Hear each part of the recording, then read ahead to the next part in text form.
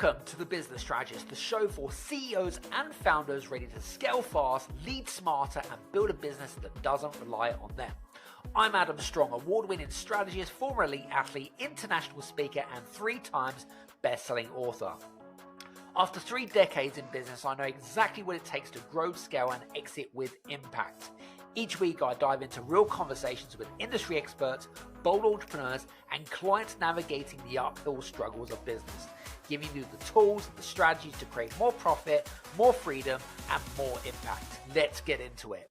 Hey guys, I just wanted to take this opportunity to make you aware of a brand new tool that we've just created called the Exit Readiness Assessment. Now, it is for founders and CEOs that are looking to exit from their business operations. Now, it doesn't matter even if you're not looking to exit right now, I would highly recommend to go and take the assessment straight away. It helps you to identify areas in your business that you need to work on to help you towards that exit strategy. And at the end of it, you get a personalized report on some of the areas that you're doing particularly well in and some of the areas that you need to make some improvements to. Make sure you head over to readytoexit.scoreapp.com. That's readytoexit.scoreapp.com. Enjoy. Have you ever felt like you're on the verge or your business is on the verge of something humongous, something big, right? But you just was so close, but you just didn't know how to go about doing it. It's all about being in the right time and the right place. Now, today we're going to be talking a little about the real signs or the real indicators of how to scale your business. What we're going to be talking about is what you should be looking for, what you shouldn't be looking for, what you need to be on the lookout. I'm going to share some personal stories and also some clients that we worked with actually recently that might give you some context about how you could apply that in your own business. So let's dive into today's episode. Let's talk about the first one. The first one is really important, which is market demand strong? So the first thing that I look for as a strategist when people come to me and they're like, hey, so I'm thinking about scaling up my business. The first thing I'm looking for is the market demand strong in their industry, in what they do, in what they offer, et cetera, et cetera. We've been working with an architectural firm recently, and they are amazing at what they do, like really amazing what they do. They're expanding into different countries and different jurisdictions, which is great. But the thing is that they're in a position where basically they don't have huge capacity, all right, because they only have a small team. And so their focus is all about quality over quantity. Now, interestingly enough, they've actually got such a big demand is that they are now fully booked for the next 6 to 8 weeks. They've actually started up a wait list, which means that you can't work with them unless you sign up to the wait list. What they've done amazingly is that they've actually created some imagery, put it over onto places like LinkedIn and done before and after photos. And what this does is it's creating a flurry of amazing inquiries, and they get to cherry pick who they want to work with. What I find is being able to adapt in certain times. It's a core foundation. So sustainable growth, very important. I always think about 5 main things. Number one is inquiries. How many inquiries are coming in? Number 2, how many conversations are you actually having on your having with potential clients or your ICP? Number 3 is bookings. So that could be appointments. Number 4 is looking at the analytics. So, what sort of web traffic is coming through your website, looking at what sort of traction, what types of people are landing on your LinkedIn profile and things like that. And the 5th thing I look for is sales, right? So what are the continuous amount of sales that are coming through? A really great document that I use and I've been using for many years. And I want to mention this gentleman. He was one of my very first mentors back in the day, which is Dan Priestley, has a great document called the LAPS document. And if you don't know what LAPS means, it means leads, appointments, presentations, and sales. If you're using a document like that, you can use that as a way to measure how much demand the market is, how strong the market is in your sector, okay? So we actually, on a weekly basis, at the end of the week, we make sure that our spreadsheets are all updated. That way we can track things throughout the year to see if there are any spikes and there are downfalls. So I think this is extremely important, right? Market demand is strong. That's the first thing I'm looking for. Second thing, cash flow. Now, if your cash flow has got to be solid, all right? Now, if your cash flow is not solid, which means maybe you are in a seasonal business, or maybe there are times throughout the year where you're getting these peaks and troughs in terms of cash flow, what that's going to do is it's really going to disrupt where you invest. So think of it like this, okay? And one thing that I've noticed, and something that I've noticed, and I'm going to be put my hand up, ladies and gents, I'm going to put my hand up, and I'm going to say that sometimes there are in our business is that cash flow does go up and down. Okay. So what we find towards the end of the year is that we have this huge influx of clients that want to come in because the new year is kicking in. They want to have a solid foundation. They want to have a solid plan going into the new year. They can already foresight what's going to happen in terms of the future, right? Or you're going to get reactive people, which kind of lastminute.com. But cash flow is absolutely key. So if you are in a business now, for example, I remember working with an accountancy practice, and accountancy is a really classic example of this, where an accountancy practice will know when HMRC call for when accounts are due in. And there's normally like around towards the end of October, there's this huge influx of like where accountants are super busy. The end of January tends to be one as well. If you're finding that you're getting a huge amount of invoices paid within a certain period of time, then you need to look at how can you make your business more sustainable over a period of time. What I found is in our business is that we had exactly that in the past. So we would have these peaks and troughs in terms of cash flow. And what that does is as soon as we get a load about cash flow that comes in place, one of the things that we advise about our clients is about complacency. Okay. So what I find is that a lot of businesses, what they'll do is they'll go through these phases is that they'll get a lot of cash flow in and they'll stop investing, whether it be into lead generation or marketing or whatever it is, right? They get complacent because they've been working their nuts off for months on end to get new clients. They finally get the clients and then they go back to the comfort zone. And that's the wrong way to do things, right? You've got to continuously make sure that you're constantly investing in the business, because if you reinvest in the business over and over time, then you're going to get that frequent cash flow over a long period of time. You're not going to get those peaks and troughs. And remember, it has a massive amount of emotional and mental strain as being a founder of a business as well, if you don't have that regularity of cash flow coming in. Very, very, very important. Third part, operations are streamlined or systemized. Let me give an example. I've been running a podcast for 4.5 years. When I first started up running my podcast, right, we were doing a lot of things manually, okay?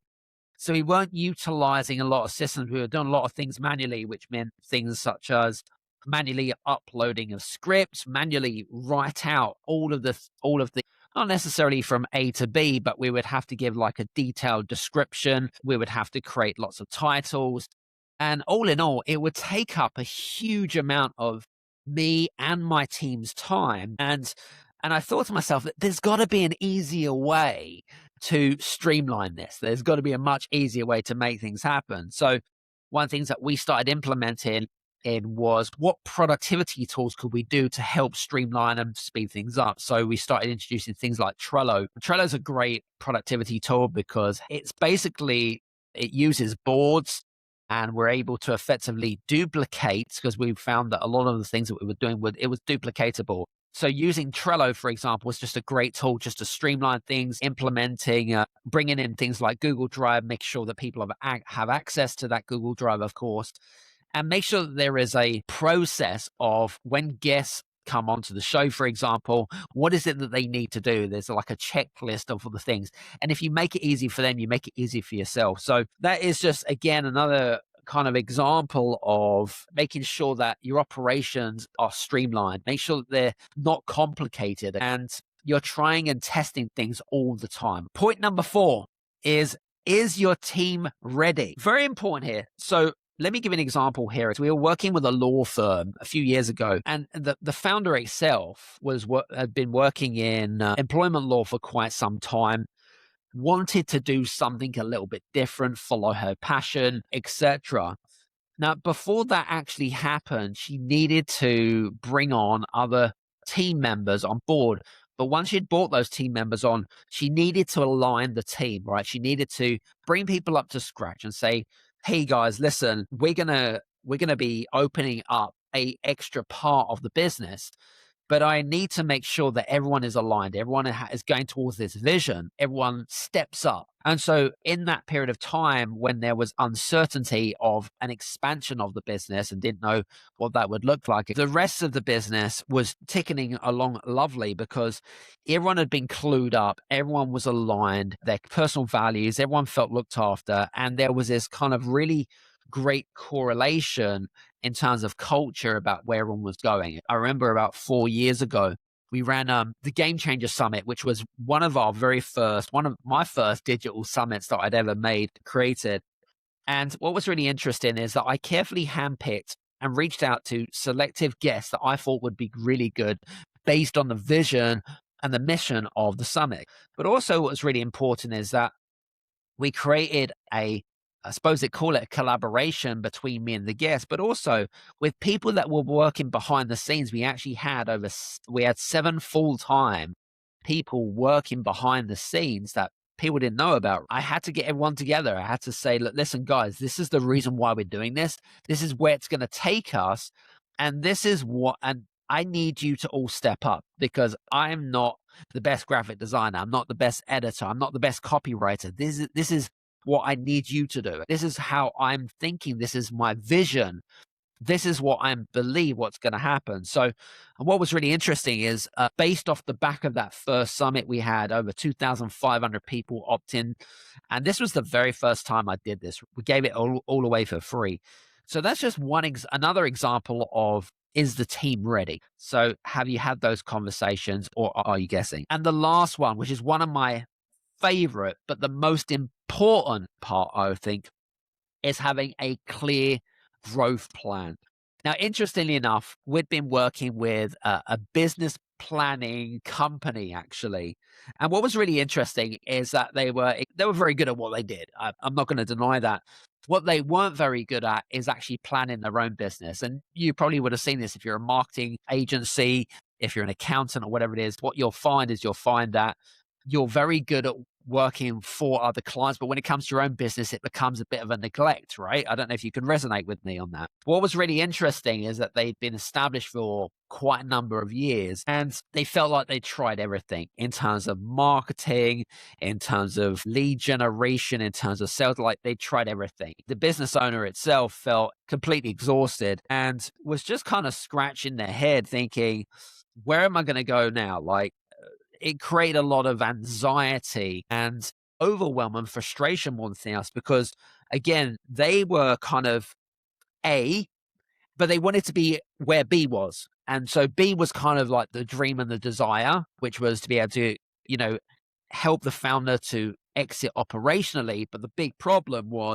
is that they really had no clear route or clear plan to grow the business. They just didn't have a clue. And so one of the things that we had to do is really to strip things back and to go back to what I call core foundations.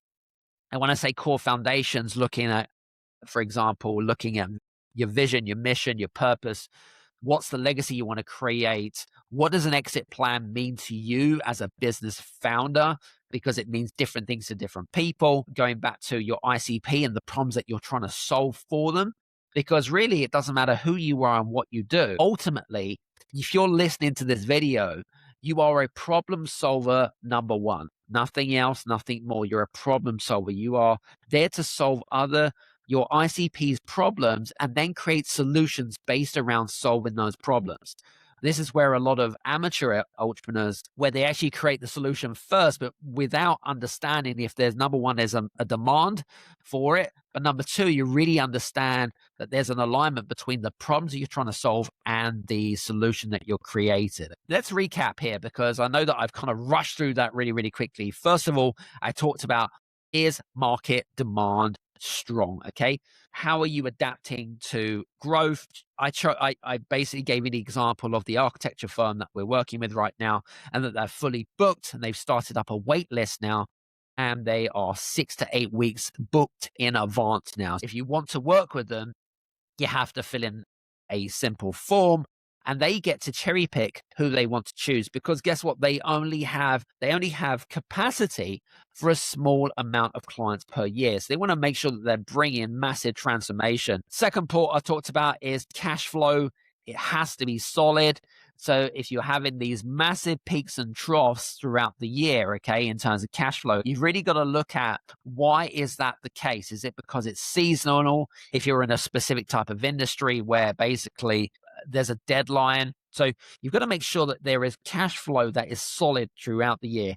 And if you are in a business which, and I remember actually working with another business that was based in northern Sweden, and they run dog sledging business. And basically, they were hugely busy in the winter, as you would be, but during the summer, there was nothing, right? They would pretty much have zero business. So what is the gap? What are you going to do to fill the gap for those 6 months? Number 3, are your operations systemized? Are they streamlined? I use a perfect example of when we launched our podcast. Number 4, is the team ready? So have you had those conversations with your team? Are people aligned? Are people on board? Are people excited? Very important, okay? Because if they're not excited, then maybe you need to reevaluate who you need to make sure that you're on board. Because if you have a toxic employee, it's going to affect all the good apples. And number 5, do you have a clear growth plan in place? Because if you don't have a clear growth plan in place, and you're frustrated and you're tired and you're overwhelmed right now, then maybe you need to go back to core foundations, looking at the clarity and which direction you're going to go in. Because if without clarity and direction, it's like basically going on a road trip without clear GPS or a compass to get you to where you are, to where you want to go. So listen, guys, I want to really quickly share that with you. Hope that you found it of interest to you. Love to hear from you. And I'd love to, if you are listening to the live stream, by the way, if there are any key indicators and you are scaling your business right now, I'd love to hear from you. Anyway, from me, Adam Strong, hope you've enjoyed today's show, and hopefully we'll see you soon. Cheers.